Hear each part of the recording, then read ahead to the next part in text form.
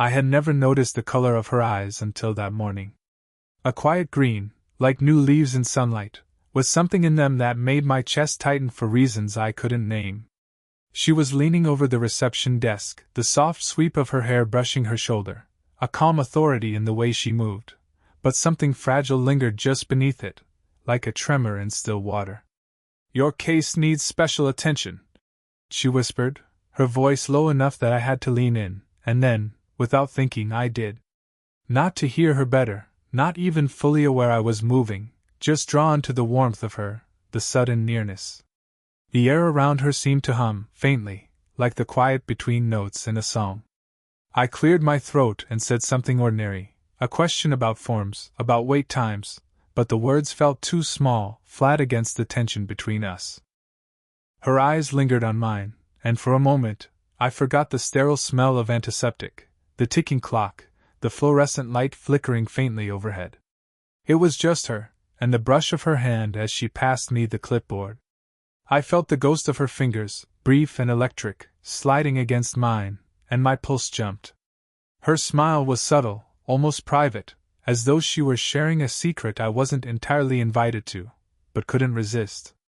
She tilted her head slightly, a graceful motion that made me notice the lines at the corner of her eyes, the way they deepened when she laughed, small and quiet. And I wanted to see her laugh, wanted to hear it fill the air between us, though I knew that was impossible right now. I tried to focus on the paperwork in my hands, the forms that needed signatures, my mind attempting the mundane, but every time I looked up she was there. The tip of her pen hovering, her gaze catching mine. The room felt smaller with her in it, like the air had thickened, warmer than it should have been. My shoulders, normally loose, tensed without my noticing, a small betrayal of the way I wanted to lean closer, to breathe the same air as her. "Do you need help?"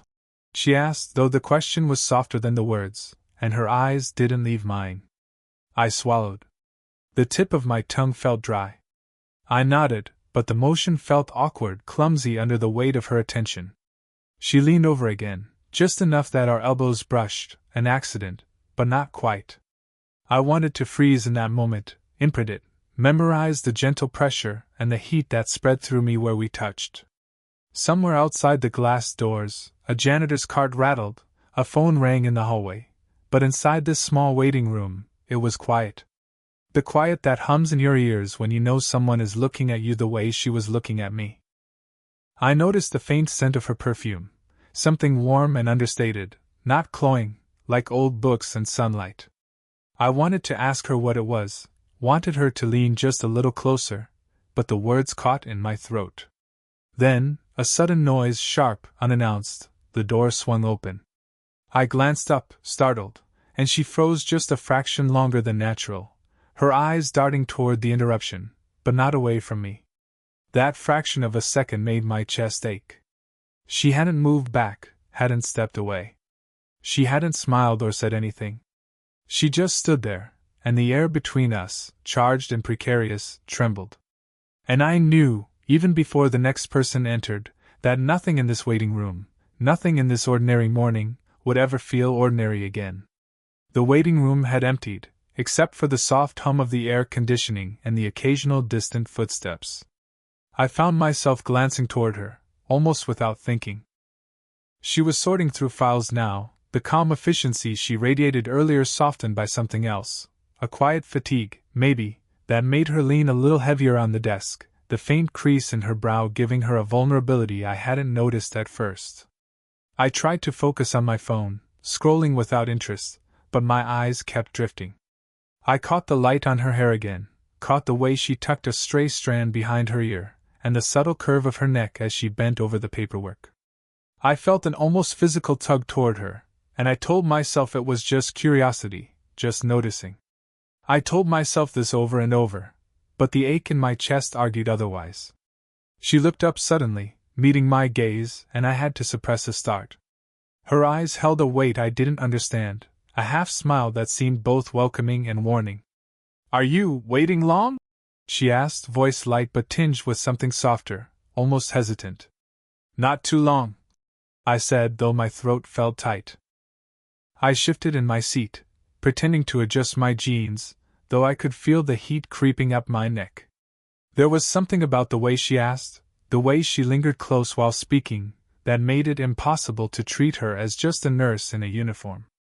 I realized, almost shamefully, that I was memorizing the sound of her breath as it brushed past me, the faint perfume lingering in the air. I wanted to ask her about her life, about the little things that made her pause, the quiet moments I could sense but never reach. She must have noticed my curiosity, or maybe my awkward attempts to appear casual, because she hesitated, brushing a finger against a folder, her hand lingering in a way that sent a shiver down my spine. It was small, almost accidental, but I noticed.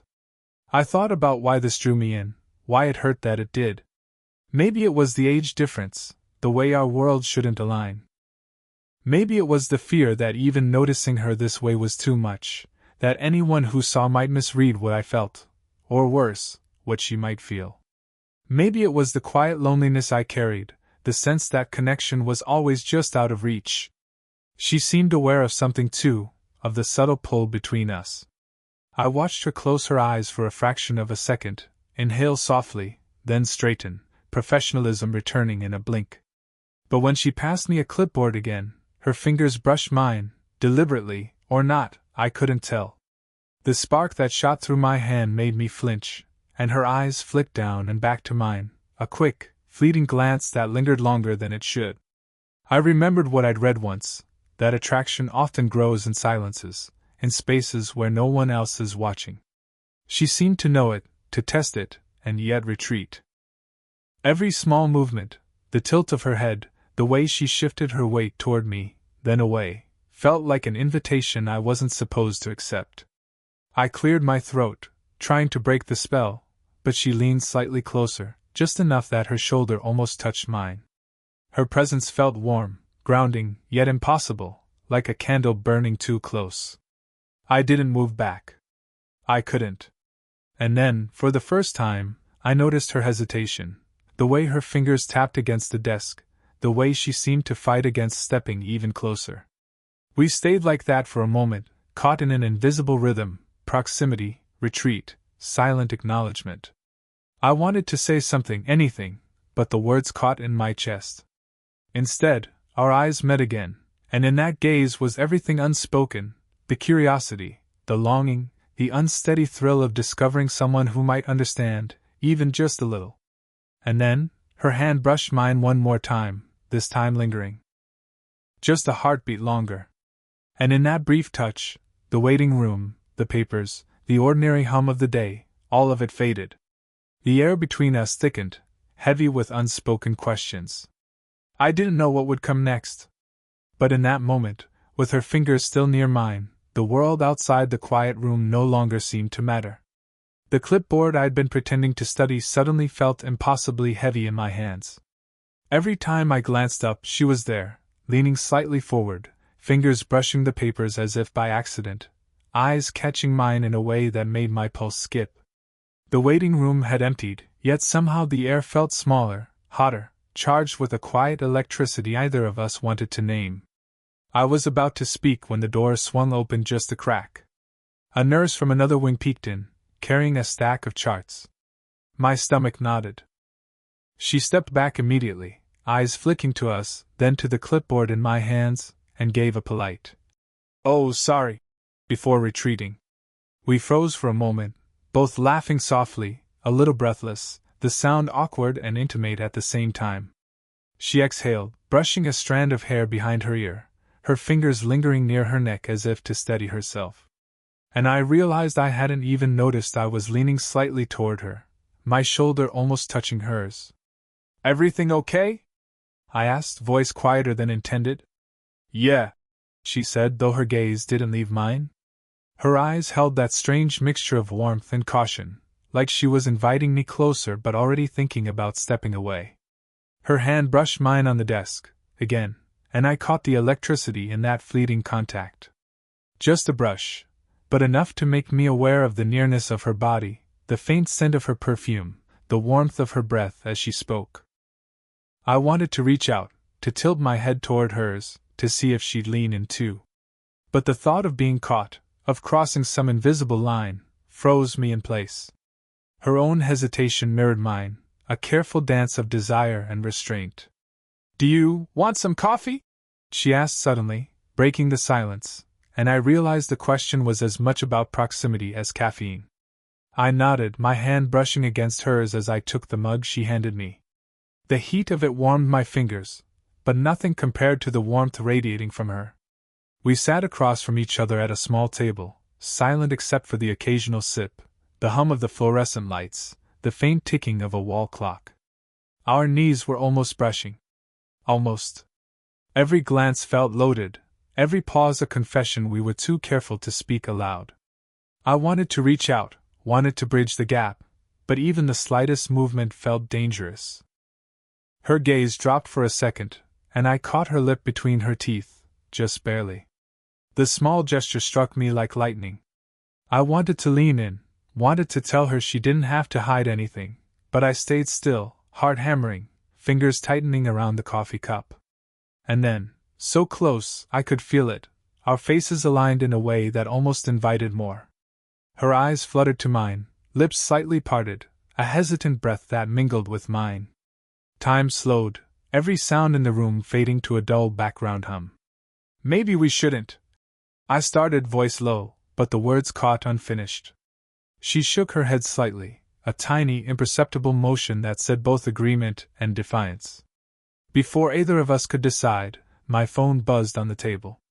I reached for it instinctively, breaking the spell, and when I looked up, she was still there, closer than before, the faint scent of her perfume stronger, her shoulder nudging mine almost accidentally, or maybe not. The space between us had shrunk, attention coiled tighter than ever. We didn't speak. We didn't need to. That single, unbroken moment said everything: desire, hesitation, guilt, and an unspoken promise that neither of us would walk away easily. And yet, even as we tried to resist, I could feel her leaning just a fraction closer, her hand brushing mine again, and I knew with a certainty that scared me a little, scared me that I might never let go. The hum of the waiting room had grown distant, almost non-existent, replaced by the steady rhythm of my own pulse. I wasn't sure if it was the coffee, the closeness, or the way her eyes held mine so insistently that it felt like they were pulling something out of me, something I couldn't name. She shifted slightly in her chair, closer than usual, the warmth of her body brushing against my arm. I wanted to recoil, to remind myself of boundaries, but I didn't. My hand hovered near hers, trembling slightly, and I couldn't decide if I was afraid or desperate. "I shouldn't," I started, voice low, hesitant. My throat caught mid-word. She lifted a hand, brushing a stray lock of hair behind her ear, and the tips of her fingers grazed my cheek. The contact was electric, subtle but undeniable, and I swallowed hard. "I know," she whispered, almost against her will. Her lips barely moved, but the sound reached me, soft and intimate. She leaned forward just enough that her breath brushed against my ear, warm and almost suffocating in its closeness. My chest tightened, my heart threatening to betray me with its loud, erratic beating. We sat like that, suspended in a quiet storm of desire and hesitation. Every second stretched, every glance weighed more than words could carry. I wanted to speak, to tell her everything, how her presence unsettled me, how every brush of skin made me ache. But I stayed silent, caught between longing and reason. Her hand slid along the edge of the table, tracing the surface almost aimlessly, but in a way that brought it closer to mine. I noticed the slight tremor in her fingers, a vulnerability she didn't allow herself to show easily. It made me ache in ways I didn't understand. "I don't know what I'm doing," I admitted, voice barely audible, almost drowned in the tension. I felt her exhale sharply, a mixture of relief and something deeper, as if my words had unlocked something she'd been holding in. Her gaze softened, lingering in mine with an intensity that made me dizzy. "Maybe we don't need to know yet," she said, voice low, almost teasing, almost pleading. She leaned in closer, and I could feel the subtle shift of her body, the warmth of her shoulder against mine. Every instinct screamed at me to close the gap, to tilt my head, to let this, whatever it was, finally happen. My hand brushed against hers again, almost accidentally, but the shock of contact sent a ripple through me, making me hyper-aware of every inch between us. Her lips were so close now I could feel the faint exhale of her breath, the scent of her perfume stronger, intoxicating. God, I whispered under my breath, a confession meant only for her. My hand moved, almost of its own accord, tucking another strand of hair behind her ear, the tips brushing the soft skin there. Her eyes fluttered closed for a fraction of a second, and my pulse surged. We leaned toward each other, the space narrowing, every nerve screaming in anticipation. I could feel the slight brush of her lips against mine if I reached, just that fraction of a second, and it felt both inevitable and forbidden.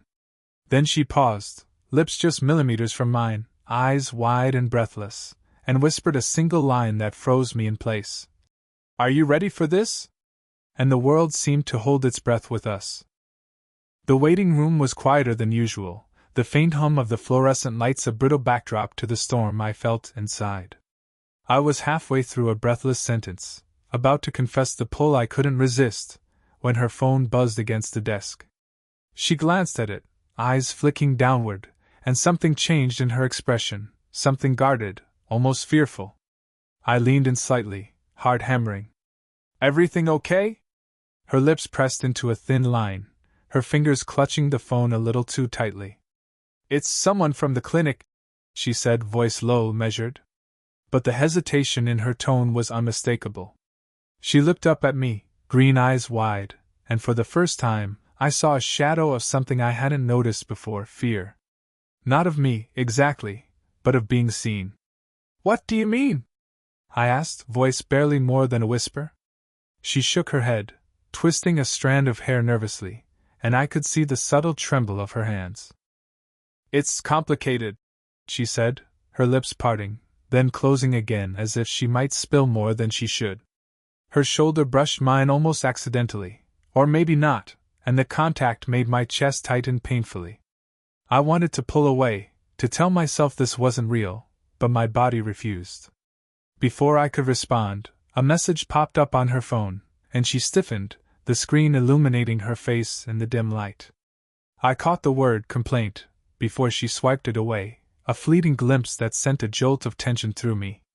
Something, or someone, had overheard, had judged, or worse, threatened to expose us before we even admitted what this was. Her gaze met mine again, lingering longer than usual, a mixture of longing and panic. My pulse raced as I noticed the faint tremor in her lips, the way her chest rose unevenly as she tried to steady herself. I wanted to reach out, to tell her she didn't have to carry this alone, but the risk, real, palpable, was suddenly sharp between us. "I didn't mean for anyone to..." She trailed off, voice breaking slightly, and I could see her hands tighten around the edge of the desk, knuckles pale. Her vulnerability hit me like a wave, and I realized just how much I wanted to protect her, to hold her close, even if it meant everything we'd risked unraveling. I leaned a fraction closer, enough that my knee brushed hers under the table, enough that the scent of her perfume wrapped around me, intoxicating and dizzying. "It doesn't matter," I said quietly, though my voice trembled slightly. I don't care what anyone thinks." Her eyes searched mine, sharp and wary, and the unspoken weight of that admission pressed between us. Her hand moved almost instinctively toward mine, then stopped just short, hovering, tremulous. The hesitation in her movements mirrored my own, our bodies echoing the tension our words couldn't fully carry. "I shouldn't," she whispered, brushing past me as if to retreat, and the contact was electric, fleeting. My hand itched to reach for hers, to hold her there, to anchor both of us in this impossible moment. But then she stopped, eyes darting toward the door, then back to me, and I realized she was teetering on the edge of a decision, just like I was. For a heartbeat, the world felt suspended. The waiting room, the phone, the whispered words, all of it faded.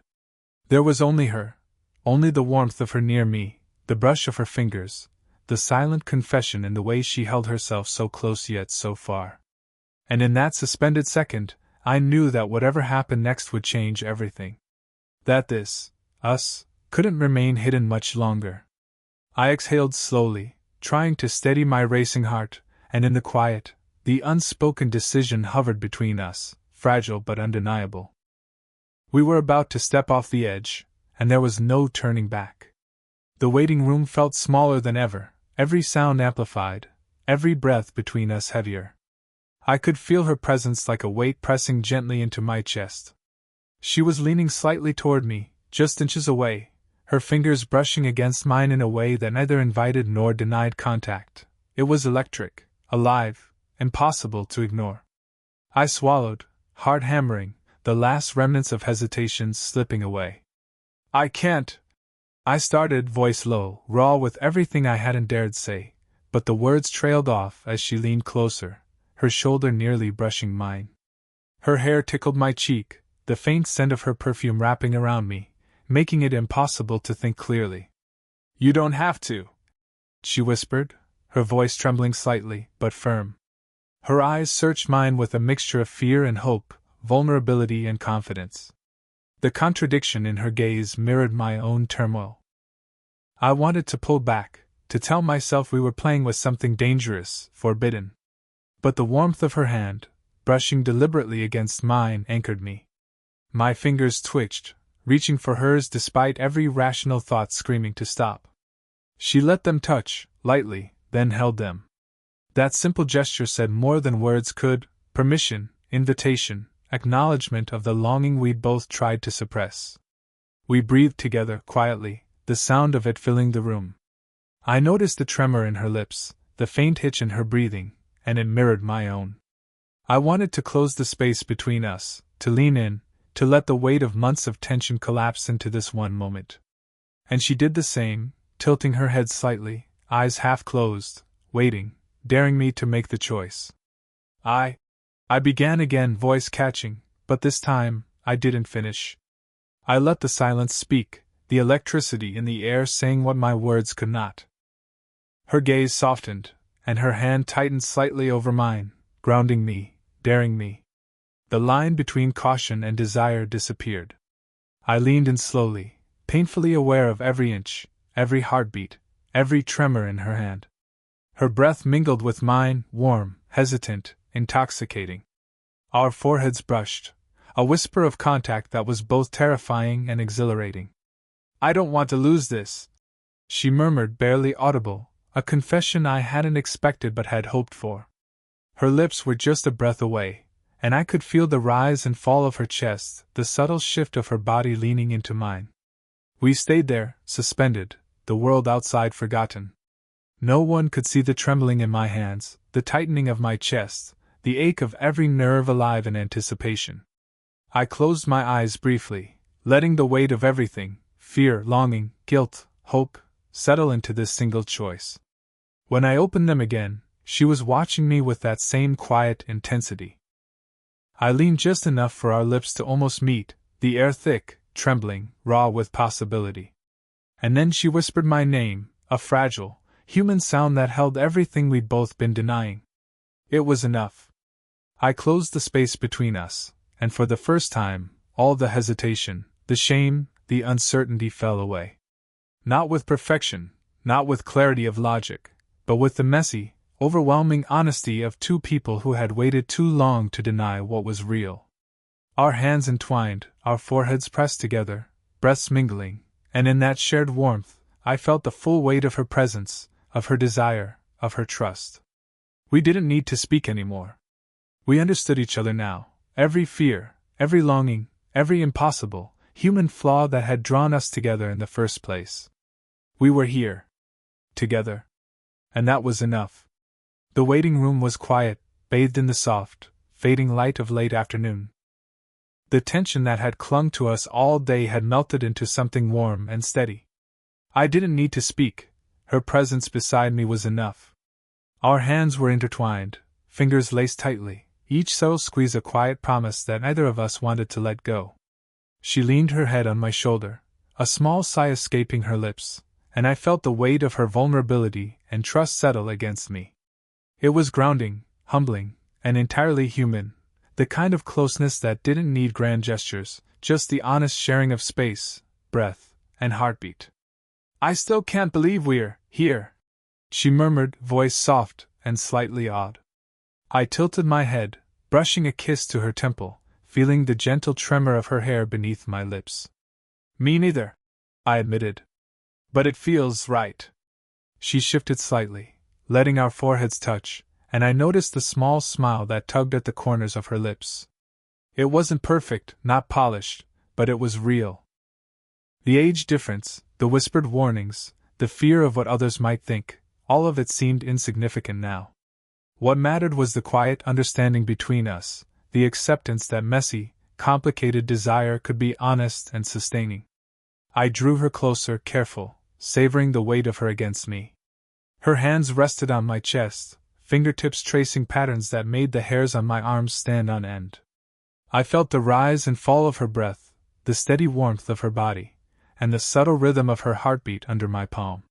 For the first time, it felt like nothing could intrude, nothing could shatter this fragile, beautiful equilibrium. I've waited so long, she whispered, almost as if confessing to herself. For someone who sees me. I tightened my grip on her hand.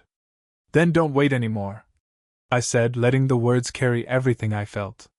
She smiled, the kind of smile that cradled every flaw, every fear, every lingering doubt. We stayed like that for a long while, silent but entirely connected. No one rushed us, no appointments or interruptions threatened our bubble. The quiet hum of the room was a gentle backdrop to the soft brush of our fingers, the warmth of our bodies, the shared pulse of relief and desire. Finally, I rested my forehead against hers, letting our eyes meet one last time in that small, intimate space. There were no words left to say, no fears to voice. We had crossed the threshold from longing to presence, from hesitation to shared honesty. And as the evening light settled into the room, we stayed close, hand in hand, leaning into each other in a way that said everything without a single sentence.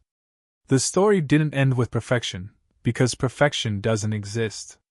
It ended with warmth, with touch, with the messy, human truth that we had chosen each other, not as flawless beings, but as two people willing to meet, to wait, and finally, to stay. We were together. And that, in the quiet intimacy of the moment, was enough.